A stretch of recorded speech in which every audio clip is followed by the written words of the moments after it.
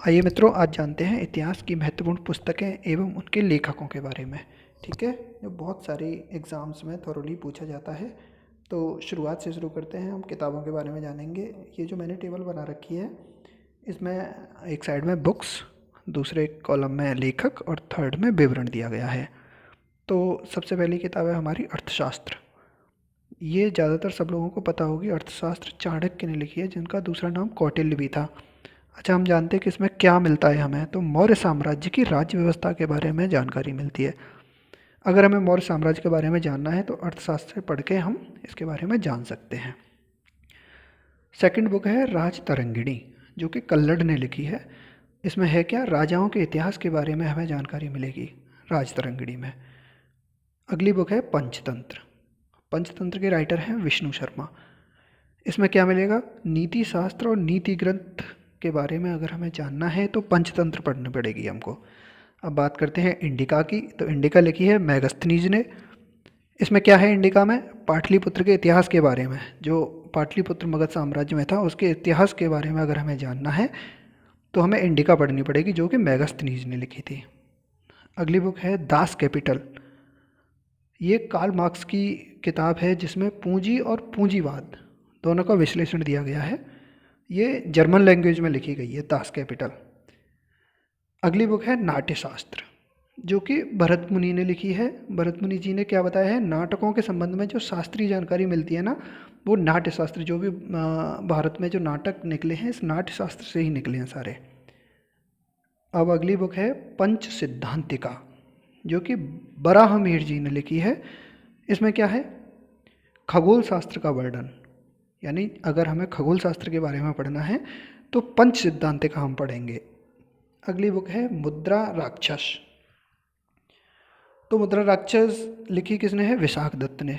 इसमें क्या है, चाणक्य की जो राजनीतिक सफलता थी ना, उनका विश्लेषण किया गया है। चाणक्य कौन थे पता है, अर्थशास्त्र के लेखक थे चाणक्य, जिनका दूसरा नाम था कौटिल्य। अब बात करेंगे हम अष्टाध्यायी की। अष्टाध्यायी किसने लिखी है, पाणिनि जी ने। अष्टाध्यायी में क्या मिलेगा हमको, संस्कृत व्याकरण। अगर संस्कृत व्याकरण के बारे में जानना है तो अष्टाध्यायी हम पढ़ेंगे। अब हम बात करेंगे गीत गोविंद की। तो गीत गोविंद किसने लिखी है, जयदेव ने। इसमें क्या है, श्री कृष्ण और गोपियों की लीलाओं के बारे में लिखा गया है गीत गोविंद में। अगली किताब है महाभाष्य। ये पतंजलि जी ने लिखी है। इसमें व्याकरण के बारे में हमें मिलता है। अब बात करेंगे हम कादम्बरी की। कादम्बरी बाण भट्ट जी ने लिखी है। इसको दोस्तों माना जाता है कि ये दुनिया का पहला उपन्यास था। इसमें दिया क्या है, राजा सुमानस की कथा दी रखी है। राजा सुमानस की कथा से इंस्पायर होकर कादम्बरी लिखी गई है, बाण भट्ट जी ने लिखी है। अब बात करते हैं हर्षचरित की। हर्षचरित भी बाण भट्ट जी ने लिखी है। इसमें क्या है, हर्षवर्धन एक राजा हुए हैं, उनके बारे में, उनके चरित्र के बारे में लिखा गया है, इसीलिए इसका नाम हर्षचरित दिया गया है। अगली बुक है पद्मावत, जो कि मलिक मोहम्मद जायसी ने लिखी है। इसमें क्या है, ये बहुत बड़ा महाकाव्य है। इसमें रानी पद्मिनी की कहानी लिखी गई है, जिसके ऊपर एक मूवी भी बनी हुई है पद्मावत नाम से। ये मलिक मोहम्मद जायसी द्वारा लिखी गई है। अगली बुक है मृच्छकटिकम। ये शूद्रक जी ने लिखी है। मृच्छकटिकम का मतलब होता है मिट्टी का खिलौना। ये बहुत ही लोकप्रिय नाटक रहा है। अगली बुक है मेघदूत, जिसको मेघदूतम भी बोलते हैं क्योंकि ये संस्कृत में लिखी गई है। ये कालिदास जी ने लिखी है। मेघदूत में यक्ष की कथा है। यक्ष कौन थे, जिसे कुबेर अलकापुरी से निकाल देते हैं, वो यक्ष थे। उनकी कथा का पूरा वर्णन इसमें मेघदूत में दिया गया है। अब बात करते हैं शकुंतला की। शकुंतला भी कालिदास ने लिखी है। इसमें क्या है, रानी शकुंतला की कहानी है। मालविकाग्निमित्र, ये कालिदास का बहुत ही अच्छा ग्रंथ है। इसमें मालव देश की राजकुमारी मालविका थी और विदिशा के राजा थे अग्निमित्र। उन दोनों के प्रेम और उनके विवाह का वर्णन दिया गया है। अगली बुक है रघुवंशम, जो कि कालिदास जी ने ही लिखी है। रघु के कुल में जो उत्पन्न हुए हैं 29 राजा, यानी 29 जो किंग हुए हैं, उनके बारे में रघुवंशम में दिया गया है। अगली बुक है कुमार संभव। ये भी संस्कृत में लिखी गई है, कालिदास जी की है। ये कार्तिकेय के जन्म के संबंध में इसके बारे में बताया गया है। ओके, आगे देखते हैं अगली स्लाइड में। अब है नागानंद। ये हर्षवर्धन ने लिखी है। हर्षवर्धन राजा थे, उन्होंने लिखी है। ये एक नाटक है। इस नाटक में गरुड़ देवता को खुश करने के लिए जो नागों की बलि दी जाती थी ना, उसको रोकने के लिए राजकुमार जिमतवाहन द्वारा जो अपना शरीर त्याग दिया था, उसका नाटक है ये। बहुत अच्छा नाटक है।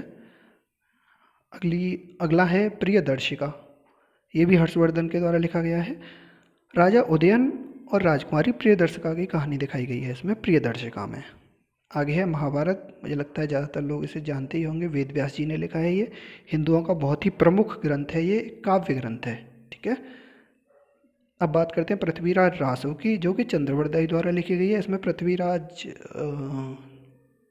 थे, उनके बारे में दिया गया है। उनकी जो उन्होंने युद्ध जीते थे उनके बारे में पूरा गुणगान किया गया है। अब बात करते हैं शत सहस्त्री, यानी जो कि नागार्जुन ने लिखी है। इसको बोलते क्यों हैं शत सहस्त्री? क्योंकि इसमें 1,00,000 श्लोक हैं, इसलिए इसे शत सहस्त्री बोला जाता है। ठीक है। अब तुगलकनामा अमीर खुसरो द्वारा लिखी गई है। अब नाम से भी पता लग रहा है तुगलक के बारे में बताया गया होगा।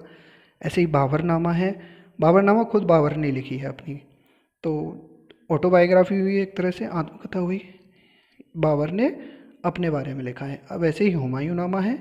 तो हुमायूं की जो आत्मकथा लिखी है वो किसने लिखी है? गुलबदन बेगम ने, हुमायूं के बारे में। ऐसे ही अकबरनामा है, ये अबुल फजल द्वारा लिखी गई है। इसमें अकबर के बारे में दिया गया है। ठीक है। अब देखिए कुछ इंग्लिश बुक हैं। Sacred books of the east series, ये मैक्स मूलर हुए हैं, इन्होंने लिखी है sacred books of the east series. इसमें क्या है? प्राचीन धर्म ग्रंथ जो थे भारत के, उनके बारे में उनका अंग्रेजी अनुवाद करके लिखा है। ऐसे ही है अर्ली हिस्ट्री ऑफ इंडिया, ये विंसेंट ऑथर स्मिथ, यानी वी.ए. स्मिथ भी बोला जाता है इनको।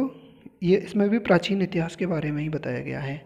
ऐसे इंडो एरियंस है, ये राजेंद्र लाल मित्र जी ने लिखी है। इसमें भी प्राचीन भारत के बारे में ही बताया गया है। हिस्ट्री ऑफ धर्मशास्त्र, ये पी.वी. कांडे ने लिखी है।